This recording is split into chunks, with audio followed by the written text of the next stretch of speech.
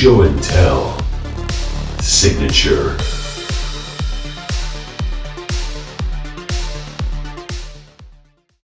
Welcome back to Show and Tell Signature. This is just some of my favorite people talking about some of their favorite decks. Today I am again joined by the always fabulous Zbexx to talk about her Cayth famed Mechanist commander deck, but really a Mario Kart 64 inspired deck. Zbexx, thank you so much for sitting down to talk another video game deck with me. I'm very excited. Thank you for having me. Yeah, this is a good deck, a very requested one for me to play at the table. I can see why. So just off the cuff, Cayth famed Mechanist is just one blue, red, white for a 3/3 dwarf artificer. Has Fabricate 1. When this creature enters the battlefield, put a +1/+1 counter on it, or create a 1/1 color servo artifact creature token. Other non-token creatures you control have Fabricate 1, and then you can pay 2, tap, and you can choose either to populate or proliferate. Well, that's kind of some cool options there. Let's see. Moxfield had this labeled as a bracket 3 upgraded, so there are a few game changers. Fierce Guardianship, Fill of the Dead, and Cyclonic Rift. Nice little blue disruption package there. So let's just jump into it. So Mario Kart 64 themed deck. Like what? Talk about that inspiration or that idea. Okay, well, if you saw the previous episode that I was featured on talking about my Chrono Trigger deck, then you know I had fun matching characters. So I found 16 different lands to represent each of the 16 playable tracks in Mario Kart 64, along with 8 creatures that match the 8 playable characters you can choose in Mario Kart 64. And this is the 3rd iteration of this deck. Oh, wow. 3rd iteration. Okay. I think we're kind of dating ourselves because Mario Kart 64, the best Mario Kart, but probably not. I think maybe Mario Kart 8. I feel like a lot of people say Mario Kart 8, but like I feel like 16 tracks and 8 playable characters is almost a novelty these days. Like I think the newer ones I know. It's like almost Smash Brothers. I'm a retro level. gamer. Yeah, exactly. Like Mario Kart 64, it's the best Mario Kart, right? It's still the kids still play that one. What? Right? What is motion controls? Like what? But again, yeah, super cool way to build a commander deck. So what about Mario Kart drew you to wanting to build a deck based off of it?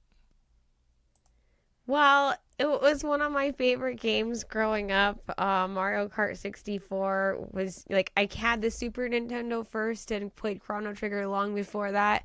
But once the 64 came out, I was in 4th grade, and I just remember jamming Mario Kart so much, and I knew all the tricks and like the rain, like all of the like DK Jungle where you could like hop over early, and I would do all the stuff like Wario's Stadium where you can also hop the wall at the beginning. So I was so bad at that. The Warriors, I knew love about that game. I'd always try the Warriors one, and it never would work. And it's very risky unless you're really good at it. Yeah, I just have like nightmares about the Yoshi Island, the Yoshi track with the giant egg. I remember trying to beat that. And just, every time the egg would hunt me down, and just I am not a good race game gamer. That was I not could one go of my any of the stronger- 7 ways and feel comfortable about which way I was going. Even the skinny way, which is not the fastest way by any means. That's funny. All right, well, let's talk. So this is the 3rd iteration. Did you have a version of this before Aether Drift came out?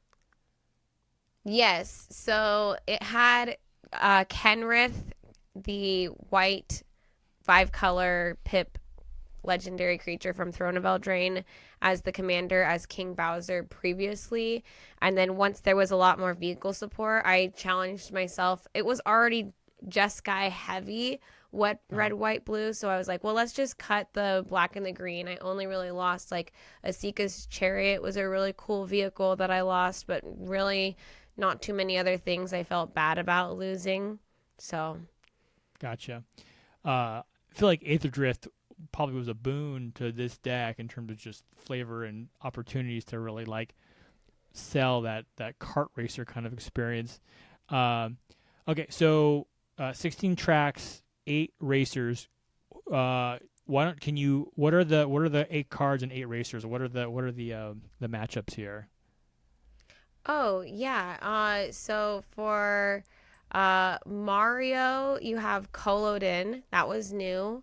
Okay. An old one, Luigi, his brother is Urza, which originally had the brothers Urza and Mishra, but Mishra has black in it, so that had to go. But I kept Gotcha. Urza the same because Urza with the artifacts is so great. Yeah. Peach is Mu Yingling. Toad Okay. is Vensk, the no maximum hand size guy. The homunculus. Vinkst. That's a good. Yeah. I don't know how to say took- it. I didn't know how to say Filbolth's name for like 10, 8 years. So like, don't look at me on this one. Yoshi is Guardian Sunmare, which was of course my preview card for Aether Drift, so that had to represent a character in the deck. Oh, of course. DK is Loshiel. Shield. Okay. Yep. Wario is Jor Kadeen, and that was an original from the original build. And then Bowser is Galazeth, the Prismari dragon. Okay. All right. Yeah. Elder Dragon. I feel like there's some flavor there. Bowser's been back in my day we called him King Koopa, but it's still Bowser. So yeah, I mean that's super cool. Love the idea of just again kind of matching up these characters with with a similar character for like the game idea. So okay, can you do 16 tracks? Can you do the 16 tracks? How's that? Yeah, you is want that a the lot? 16 tracks? I can do the 16 tracks. I think I have them down. Putting on the spot. Okay. Probably should have prompted you before I started recording. But no, that's okay. Yeah. I have notes. I have notes on my Mox field, and then I have notes in my own notes as well too. Because I also have, like you mentioned, Cyclonic Rift. That's actually the blue spiky shell. So I have like yes. the deck goes deep. That's okay. I didn't even think about the items. That's so smart. Okay. Okay, you want all of the things too, because here's the thing. The tracks that match a character, their tracks match their home plane. So like Urza has for Luigi has Urza's Saga for Luigi's Raceway. Moo Moo Farm is Country Roads. Koopa Troopa Breach. Honorable mention to Yavimaya Coast in the original because it looks exactly like the secret way through the Koopa Troopa Breach, but it's Reef Roads now. Got it. Okay. Calamari Desert, Field of the Dead, one of those game changers. Yep, Toad's Turnpike, Spire of Industry, because originally Toad was the Speedway thematic from Kaladesh, but he was just a common, so he got cut after the first iteration. Frappe Snowland is Darksteel Citadel. Okay. Choco Mountain is Rocky Road. It looks just like it. Yeah. Oh wow. Yeah. Wow. That's perfect. Yep.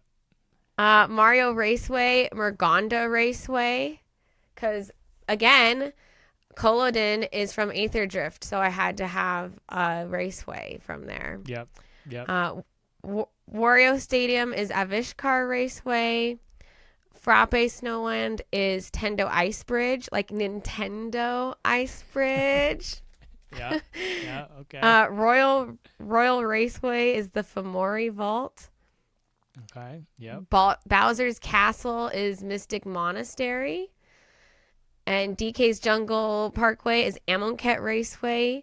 Yoshi Valley, your favorite, is Rogren Triome because those Ikoria ones look all like the monsters and had the Godzilla crossover, so it's perfect with Yoshi. Yep. I have the alt art one.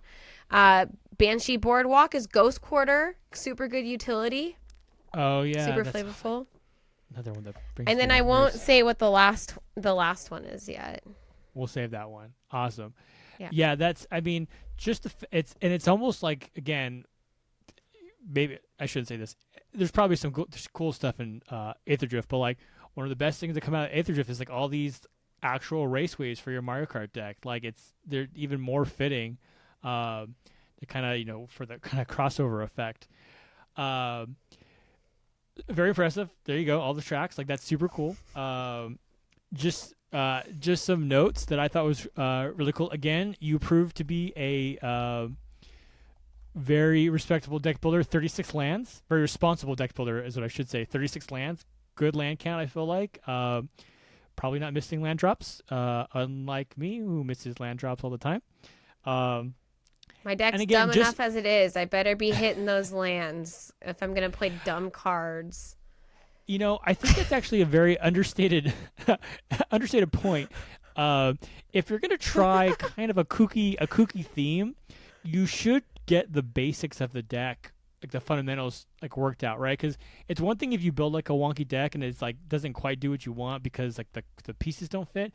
It's another thing if you build a wonky deck because you're like you miss land drops or you get like that's like avoid the easy mistakes to kind of make your deck work versus like make it even harder on yourself to kind of enjoy this kind of themed kind of build, right?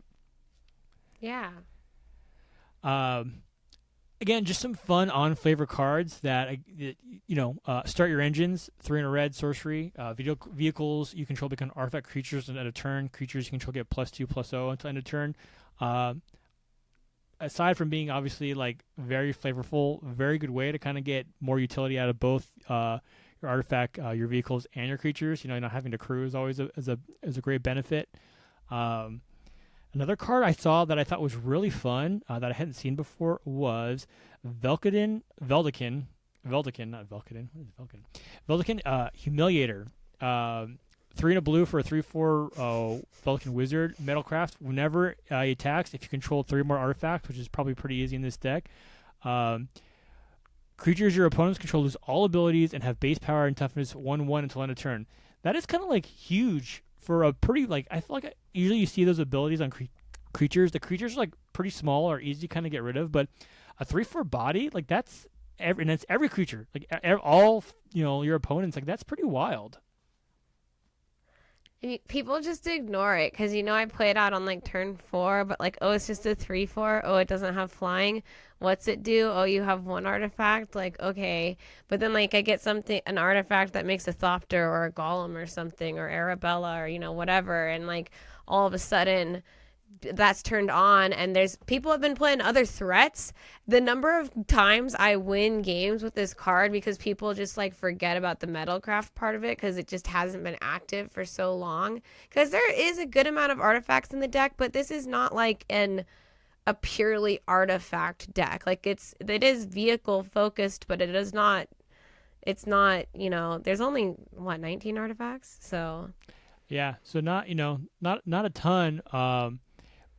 But also, it does it feel gets like people. It's great. Yeah, it gets you humiliate them. It does. He really lives up to his name. They humiliate people because they don't see it coming. What else I think was fun? Interesting. Just 1 enchantment. Just Ghostly Prison. Is that just related to like a boo on the race course, or was this kind of a throw in to kind of help kind of get you set up? Any inspiration for that particular card? Yeah, that was just kind of don't touch me. I don't have propaganda in there, do I? It doesn't look like this version. But no, that was just I think I just don't this deck, the vehicles and stuff, you don't actually have that good of protection. If you do need to crew your vehicles, you're tapping a lot of your other permanents that you've taken out of time to play, so you kind of need something like that. I probably should throw propaganda in there, but I probably did put it in there for the boo reference for Banshee Boardwalk. That makes sense. Yeah, I feel like those kind of effects, Ghostly Prison, propaganda, are good just like just ways to kind of give yourself some time to kind of get us up. Again, vehicles, obviously the inherent flaw of vehicles is you need creatures to crew them a lot of the time. So it's almost twice as long to kind of get that pun intended, get that engine going, to start your engines, right?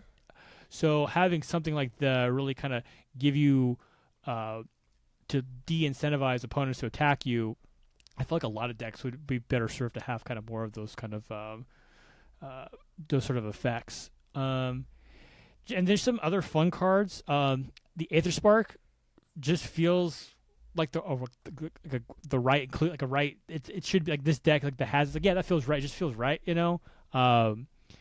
Could be a nod to. I mean, it's so powerful, almost like a power up, like a star, almost in a way. Like you kind of get it, attach it to a creature. Yeah, the invincibility star. Yeah. So just a super fun. And again, the crossover with the racetrack with set, you know, Aether Drift, like just everything that feels so like on point for here, which is just a very fun kind of way to look at a deck. And then just another card that really I picked this out and it just dawned on me what it was. Asinine Antics. Sorcery. This is the lightning bolt, right? This is you're gonna make all your opponents shrink everybody. Yeah. Brilliant. Like it just really dawned on me now why I like it's the lightning. Like duh, Drew. As soon as that came out, I was like, that's going in my Mario Kart deck. Like I knew, like that was one of those ones. Like I was like, this is even better. I don't remember what I had before, but that was perfect. Puts a cursed roll tokens, makes everyone a one. Like how you can't even. It's like it's so amazing how like on flavorful point that is. Even the art looks like the effect when everybody gets shrunk from the lightning from the sky, as if you're on the Moo Moo farm or something. Yeah.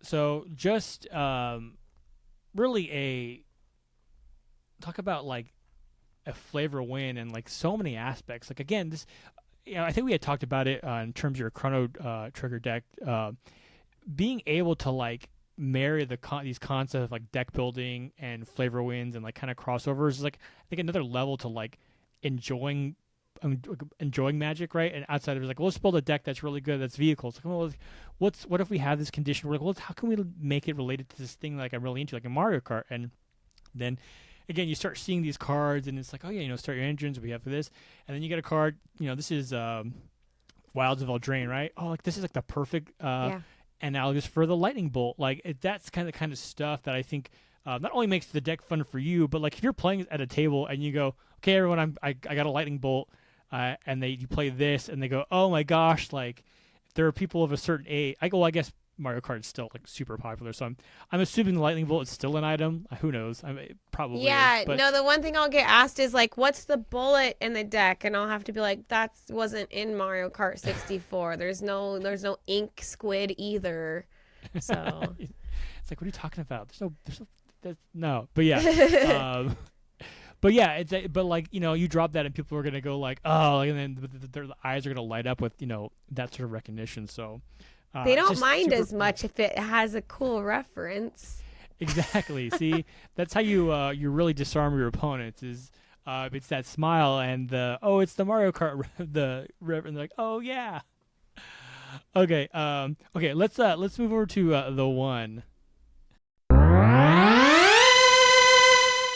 The one. All right. So again, you kind of hinted at this earlier. The one for this deck, the remaining track. Why don't you go ahead and hit us with this last Mario Kart track? So the last track, Rainbow Road, had to be Rainbow Veil. Yes, probably one of the most iconic tracks, most attempted to make that jump, failed tracks. I mean, every time you have to try to make that jump at the beginning, off the track.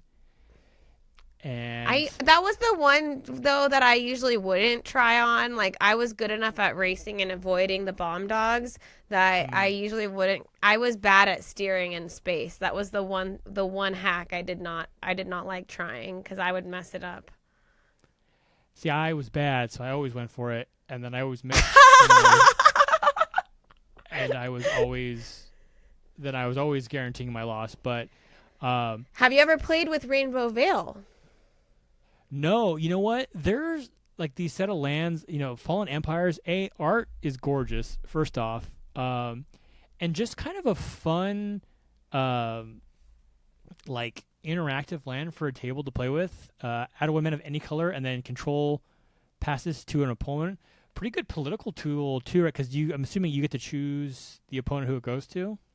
Yes, and then that person then has the choice when they choose to tap it. So they could be nice and like just pass it back to you. I've seen it where it just gets passed around the table. Sometimes it reveals some things about people where they say they're going to pass it back and then they're like, I don't like what you paid. I'm passing it to someone else. And you're like, what? You're like, okay, deal breaker. That's my funny. land. Yeah. It's it's kind of one of those lines you look at and it's like, oh yeah, again, kind of going back to like mini games in Commander games. It's like, oh yeah, where's this land gonna go? Like, how many times is it gonna just go back between you and another person, or to your point, is someone's gonna just not let you get it back because you've angered them with something you've cast? But I do like harmless ways of interacting more in the game that aren't like it's not a huge advantage to get one extra land for one turn. Yeah, it's like almost like a treasure these days. It really is, and in a lot of ways, an untapped land that gives you 1 mana of any color, that's not a terrible thing, and that could be the difference between a play on this turn or a play on another turn, right? Versus something comes into play tap. So, super cool option, super flavorful. So just to kind of wrap things up, any particular memorable moments? Now, did you play this, if I remember correctly, on Decked Out? Was this one? Did you play this? I did play it on Decked Out with the Kenrith version. The Kenrith version, that's right. I remember you playing that. So I mean, just anything about obviously. Probably one of those decks that if someone plays with it, they're going to remember. But any particular memories you have from playing this, or even just on the previous version on Decked Out, or just like, what you like about playing the deck? I think one of my favorite things about the deck is that the original version didn't have Soul Ring. This one does now because it's only 3 colors. But I do remember laughing because it was like, oh, you don't have Soul Ring in your deck? Who does that? It was like, no, actually, you don't really need it. Even in an artifact deck, that's kind of weird, right? But I think one of my favorite ways to win now with this deck that is just a really cool thing is Arabella, Abandoned Doll. I know I called her out a little bit earlier, but it's just kind of nice to have a win condition in a silly deck, something that really kind of guarantees you getting to do more things. And I do want to shout out the Alibu Ancient Witness. If you haven't seen that card before, I hadn't, and it got added into this Mario Kart deck after I saw Post Malone play it as his commander in the game that I played with him. So that's kind of like an honorable shout out too, that I always think of Posty when I have that card out on the battlefield. Too funny. Subtle name drop, Post Malone, very impressive. No, but yeah. Boop. Yeah. 7 degrees of separation, right? Friend of the channel. There we go. Yeah, I'm 2 people away. But yeah, so again, Zbexx, thanks for coming on and talking about this super awesome deck, super flavorful. I think you have more video game based decks kind of out there, so maybe we'll have to have you back on to talk about those. Again, would love to. It's just, again, such a fun way to build, just again, another testament to like the wealth of like opportunities, I guess, playing Commander kind of can give you in terms of like getting out of stuff you want, what you put into it. So, but yeah, so I have, like I mentioned, this is the Cayth famed Mechanist version of this deck. I will put this on the Show and Tell signature guest Moxfield. Again, not sponsored, but just love that site. Great place for deck lists and finding inspiration for new decks. And if you've enjoyed what you've seen here, feel free to like and subscribe and check out what other decks we have in store. And hopefully, Zbexx, we have you back on soon. Thanks for having me. We'll see you around.